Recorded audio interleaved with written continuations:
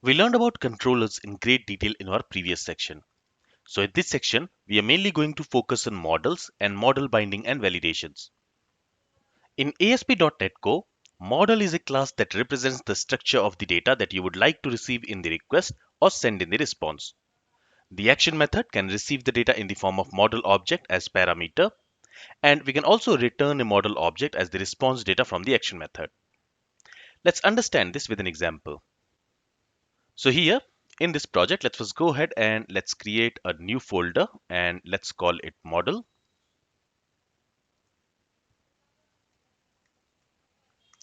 And inside this model folder, let's go ahead and let's create a book model. And as I have mentioned earlier, a model is nothing but a C# class. So let's go ahead and let's call this model as book. Okay, so here we have a class called book, and this class will act as a model. Now inside this class, we want to have two properties. The first property is going to be of type integer, and I'll call it book ID.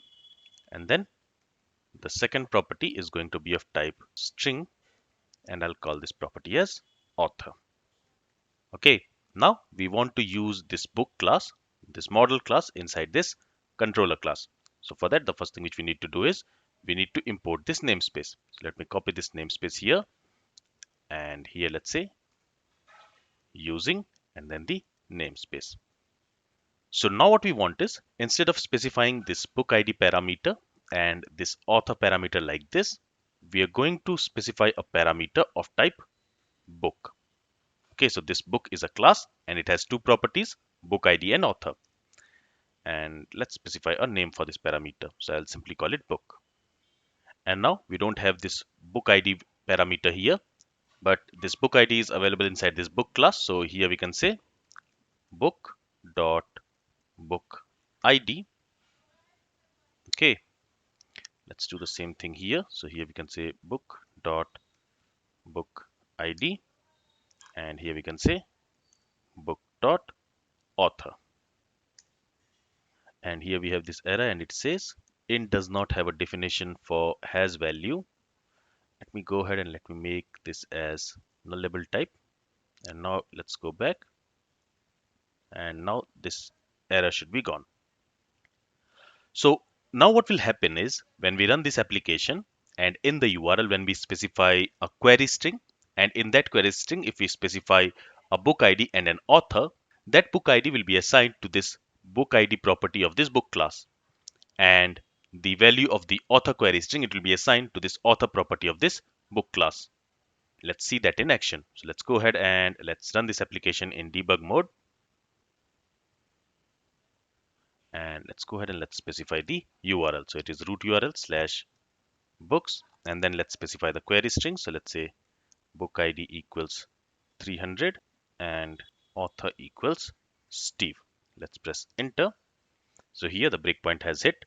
Let me hover over this book parameter, and if I expand this, you will see that the author is Steve and book ID is 300.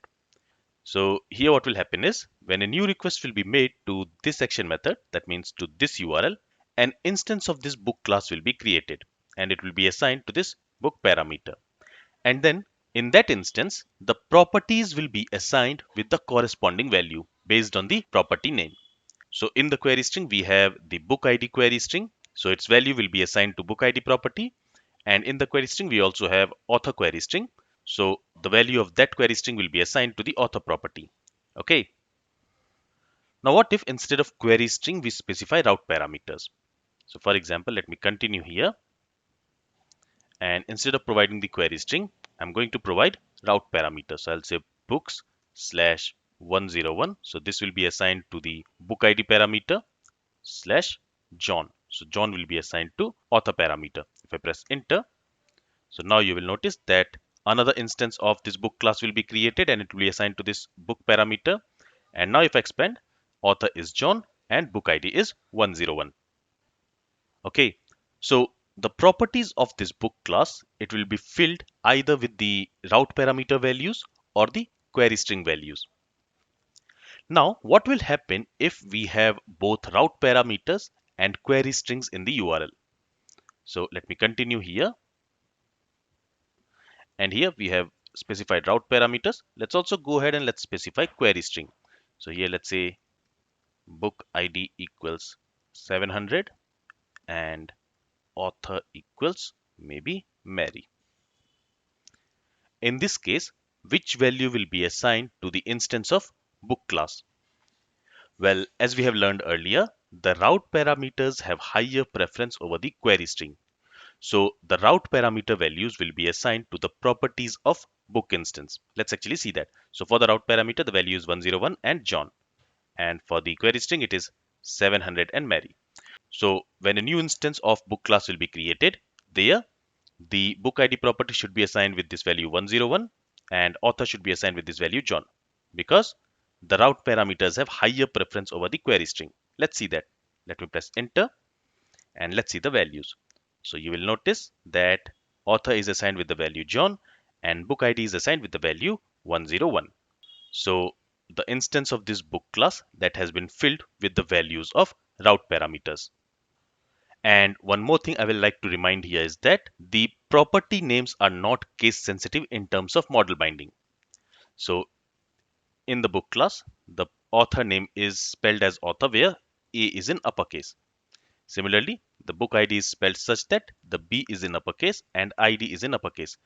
But in the URL, when we are specifying the route parameter or the query string, we are not using the same case. Okay, so keep in mind that these properties are case insensitive in case of model binding. Alright, so here what is happening is, since route parameters have higher preference over query string, the properties of this book instance, it will be assigned with the values of route parameters. But let's say instead of getting the values from route parameter, we want to get the value from query string. How can we do that? Again, that's very simple. All we have to do is we have to use from query attribute for the parameter. Okay, and now the value for this book instance, it will be read from the query string and not from the route parameter. Let's see that. Let me run this again and let's specify the URL. So root URL slash books slash, let's say ID is 300 and author is John. So this is from the route parameter. Then let's specify the query string and there let's say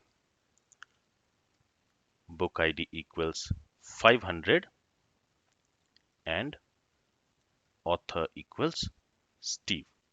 So now if I press enter, this book should be assigned with the query string value. So as you can see, author is Steve and book ID is 500 and that's what we have specified in the query string.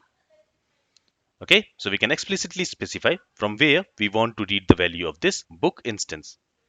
If we want to read its value from the route parameter, here instead of from query, we can specify from route. In that case, it will always read the value for this book from the route parameter. So let's continue here. And you can see book ID is 500 and author is Steve. Finally, let's say we want to read the value of this author property from the query string, but we want to read the value of this book ID from the route parameter. So how can we specify that? Because here we have specified that we want to read this book value from the query string. So all the properties of this book instance will be read from the query string. But we don't want it in that way. So here what we can do is, let me remove this from query from here. And let's go to this book class and there let's specify from where we want to read the values. So book ID we want to read from route and this author we want to read from query. Okay, so now if I go ahead and if I run this application and let's specify the URL. So let's say slash books slash 100 slash Steve. So these are the values which we are specifying in the route parameter. So since we are going to read the value of book ID from the route parameter, book ID should be 100.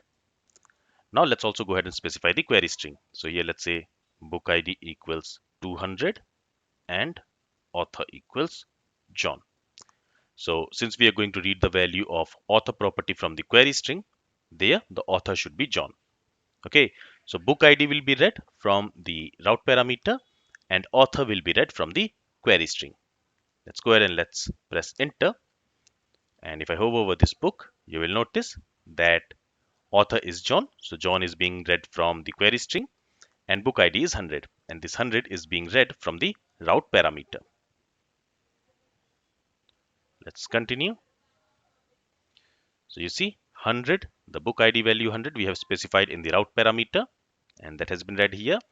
And the author name John we have specified in query string. So it has been read here. So always remember that by default, the route parameter has higher preference over query string. But we can also explicitly specify from where we want to read a parameter value by using from query or from route.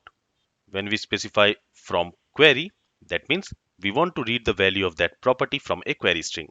And when we specify from route, we are telling that we want to read the value of that property from the route parameter. So these concepts are same which we learned in our last lecture. The only thing to note here is that now instead of specifying a simple type like integer or string, we are specifying a complex type as the action method parameter. So basically, whenever a request will be made to this action method, an instance of this complex type will be created, and in there, the properties will be assigned with the value from either the route parameter or the query string. And they can also be assigned with the values from the request body or from the form fields. And we are going to talk about that later in this section. Alright, so this is all from this lecture. If you have any questions, then feel free to ask it. Thank you for listening and have a great day.